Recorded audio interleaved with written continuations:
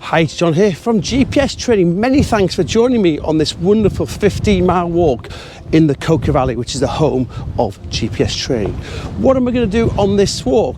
I'm going to answer the 5 most asked questions I get asked about a Garmin eTrex 32X.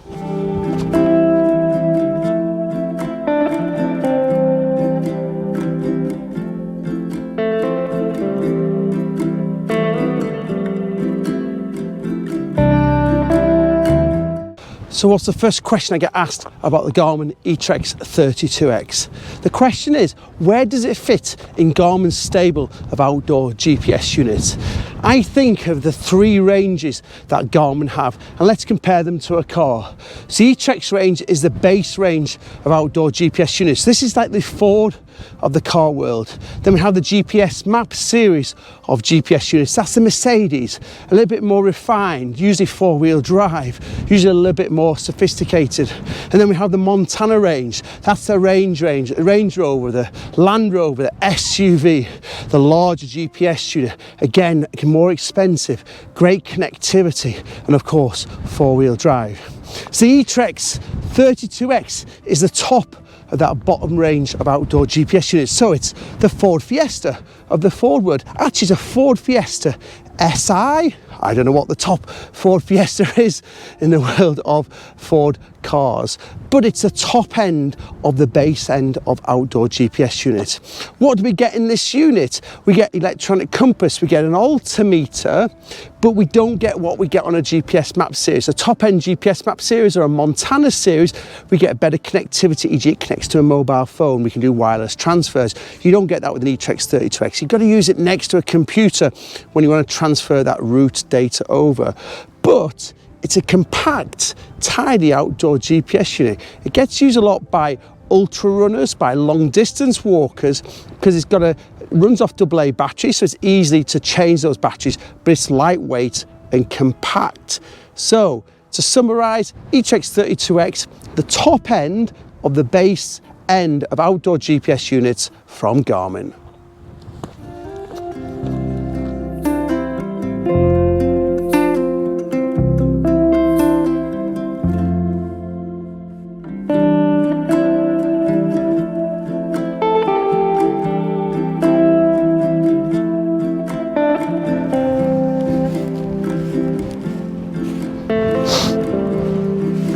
The second most asked question I get asked about the Garmin eTrex 32X is, do you not struggle a little bit with that slightly smaller screen?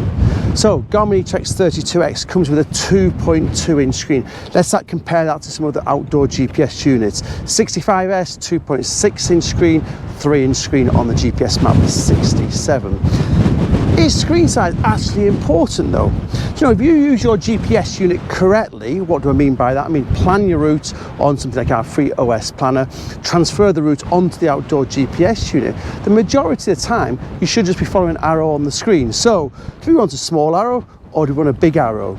That's the reality. Now, I'm someone who wears specs, but I don't wear my specs when I'm out walking. I can see the arrow with no problem on the Garmin eTrex 32X without my specs on. So, actually, am I going to spend an extra X £100 to have that slightly larger screen where I can see the arrow with no problem on my 32X? That's kind of down to you. The other thing you can do on this unit is put a compass rose at the top of your map page. Again, I can see that compass rose at the top of the map page without my glasses. Therefore, the only time I need to pop my specs on is if the arrow is pointing in the wrong direction, pop my specs on, jump onto the map page and understand why it's pointing in that wrong direction. Benefits of a smaller screen rather is improved battery life. We've already discussed that. Great battery life because it's powering that slightly smaller screen compared to larger screen outdoor GPS units. So to summarize, my thoughts are screen size is less important if we're going to plan our routes before we go, download a GPX file, download a track if you're doing an event or something like that, and then all you're going to do on your unit is follow an arrow on the screen or alternatively follow an arrow on the top of the map page. Screen size is less important. If you're someone who's not going to do that and you're going to use your GPS more as a moving map, screen size becomes more important for you, because if you're going to just look at the screen and work out where they turn left and right, do no route planning before you go, a larger screen GPS unit would be a real benefit for those people. So if you're going to pre-plan your route before you go, screen size is not important, and we've got the benefits of improved battery life.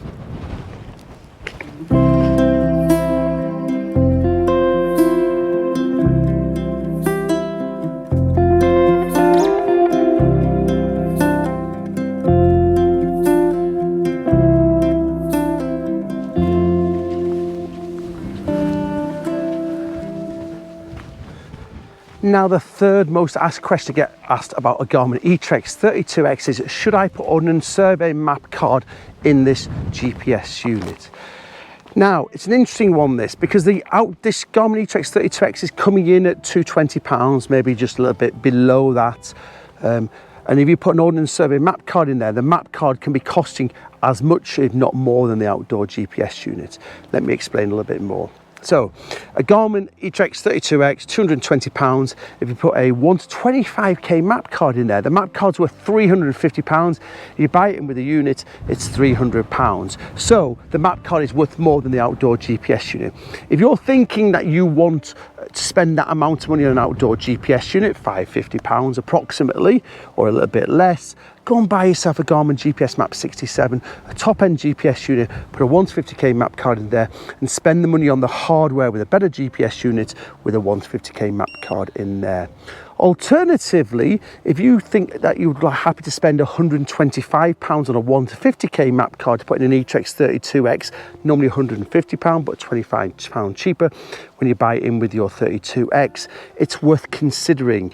The benefits of having Ordnance Survey on your GPS unit is that if you do need to bail out for your walk, or you do need to change your route, you can do that on the hoof because you know where your rights of way are. Now, if you've seen my walk and talks with this GPS unit, I've done a couple of walk and talks where I've been for walking with this unit. The first one I did, I planned on our FreeOS planner and overlaid it on the Topo active mapping. And the second one, I planned on our FreeOS planner and overlaid it on the 1 to 50k mapping. So, what are the benefits of each?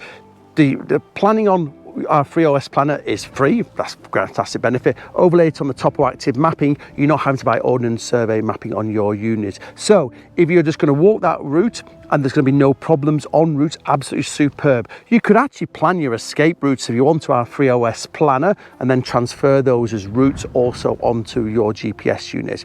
But the problem becomes with a Topo active mapping that's on this unit as standard, it just shows everything as a path. It doesn't say it's a footpath, bridleway, or frankly a private drive. So that's okay if you're going to stick to your pre-planned route or your pre-planned escape routes, but if you do need to plan on the hoof, you do need Ordnance Survey mapping. 1 to 50k Ordnance Survey mapping is completely adequate. It shows you everything that you need. The only thing it doesn't show you compared to 125k mapping is open access areas, field boundaries, totally irrelevant with an outdoor GPS unit. Permissive footpaths, potentially useful, but again, is it worth that extra £200 for that? No, it's not. So to summarise, if you're buying an eTrex 32X, you can get away with a preloaded Topo active mapping as long as you pre-plan your routes on something like our FreeOS planner. But if you can afford the extra £125, buy it with a 1 to 50k map card. If you can't, don't worry, buy it without it, because if you buy the 1 to 50k map card a little bit further down the line, you're actually only saving £25, it's £150 if you buy a standalone product. So we could buy it as a Christmas present for you, or you could buy it further down the line when you've saved up a little bit more money. But the key thing is get yourself a GPS unit, get planning on our FreeOS planner, and then as you become more proficient, you will grow into that 1 to 50k map card if you purchase it a little bit further down the line. I very much hope this has helped and answered that third most asked question, which is, do I need Ordnance Survey mapping on the Garmin eTrex 32X?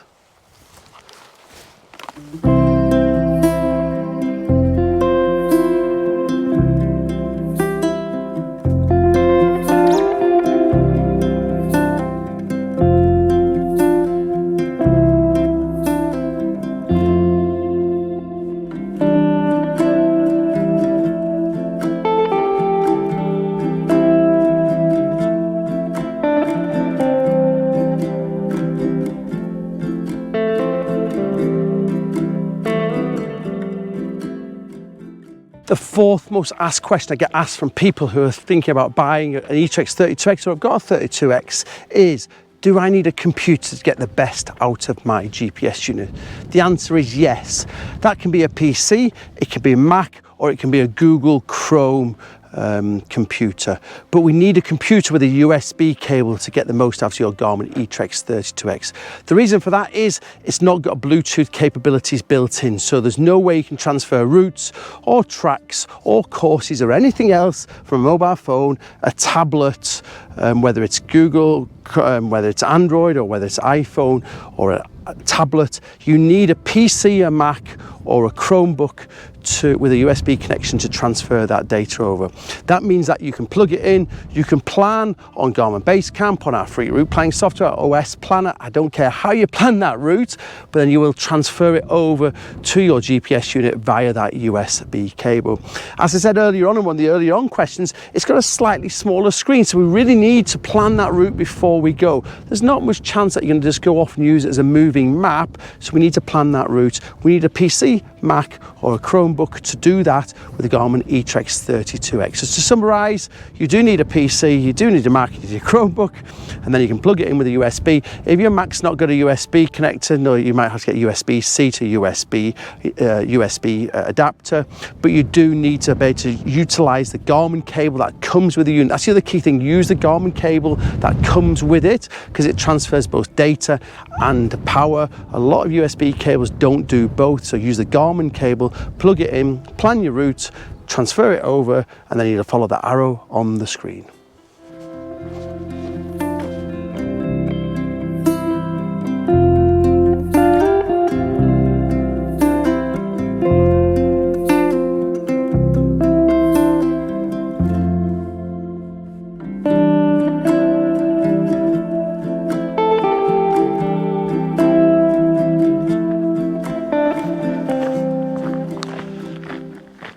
The fifth and final question that people ask me about a Garmin eTrex 32X is, a unit running on AA batteries, how does it perform? A lot of units now have built-in batteries, but with the eTrex 32X not using a lot of battery life at all, it is right to run it off AA batteries. As I've said earlier on, it's not hungry on batteries at all, so use AA batteries. You can actually use Duracell batteries. I don't recommend Duracell batteries for any other outdoor GPS unit, but a 32X, if you want to, use them because it's not hungry on batteries at all. As I said earlier on, a lot of ultra event users, lightweight walkers use an eTrex 32X because it's not hungry on batteries. You can buy cheap batteries, pop them in there, and you'll get a good battery life and performance from that unit. Again, ultra event users, they just see the drop bag every 40-50 miles or something, and they'll just swap those AA batteries every time, and then they know they've got a full set of batteries ready to move on for the next leg in their activity. Where if they had a unit with a built-in battery, they would have to then plug it in and potentially charge that GPS unit. So eTrex 32X, well suited to run off AA batteries. If you can run it off lithium batteries, you'll get really great performance out of it. Again, if you can, run it off rechargeable batteries, get a 1 hour charger, 4 batteries, 30 quid, and then environmentally you're not going to keep throwing away those batteries. But if you are going away on a long distance route, you'll have to run off throwaway batteries. And again, don't be scared of running off Duracell. They're inexpensive and they perform well on a unit like this, because I say it's not hungry on batteries at all. So that's the final question. Is the eTrex 32X suited on running off AA batteries? Yes, it is. And I think get some good quality lithium batteries or some rechargeable batteries, and you won't go far wrong with that GPS unit running off AA batteries.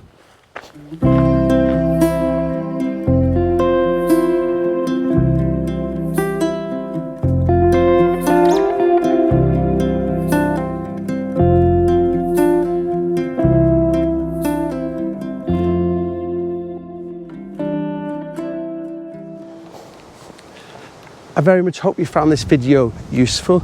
If you have any thoughts or feedback, please just leave a comment in the comment box below.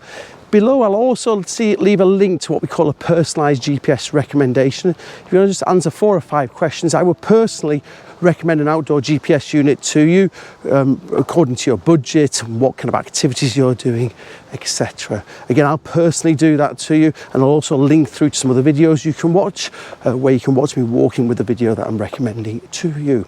So as always, many thanks for your continued support, not just from myself, John from GPS Training, but also from all the team. And if we can help in any way, please don't hesitate to get in touch.